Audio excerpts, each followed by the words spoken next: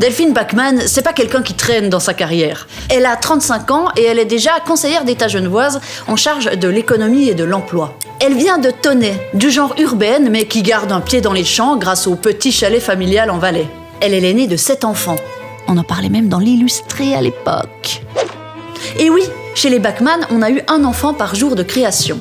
Et Jésus, on l'aime bien. C'est pour ça que depuis des générations, on vote PDC. Ah oui, aujourd'hui on dit le centre, mais au temps de Guy Fontanet, on disait le PDC. C'est lui, Guy, avec la reine, le grand-père de Delphine Bachmann. Lui aussi était déjà conseiller d'État dans les années 80. D'ailleurs, son kiff, je crois bien que c'était de tout refuser. Je refuse de refuser. Avant de se poser dans le fauteuil de papy, la carrière de Delphine Bachmann commence avec des crocs blanches aux pieds. Infirmière dans l'hôpital public d'abord, et puis dans le privé, où elle met sur pied le Centre du Sein, un centre oncologique. Elle passe un MBA, et puis d'abord comme un hobby, elle commence la politique.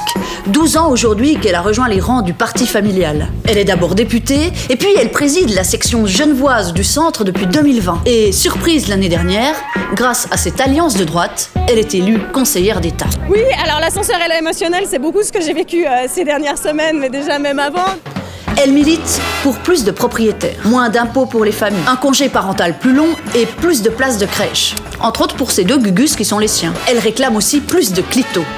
Un peu écolo quand elle dit non au glyphosate, mais pas trop écolo non plus quand elle refuse les transports publics gratuits. Elle préférerait un gros pont ou un tunnel pour traverser le lac. La gauche lui reproche parfois d'être trop opportuniste.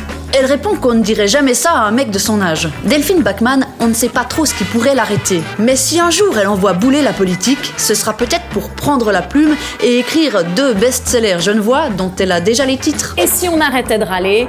Et le deuxième, mode d'emploi pour en finir avec les Genferailles. Delphine Bachmann, vous êtes entrée au Conseil d'État après Marc Muller. Inadéquat. Après Pierre Maudet. Non. On dirait qu'en embrassant la fonction, on est sûr de finir dans un scandale. Si vous pouviez choisir le vôtre parmi ces 3-là, vous choisiriez quoi ?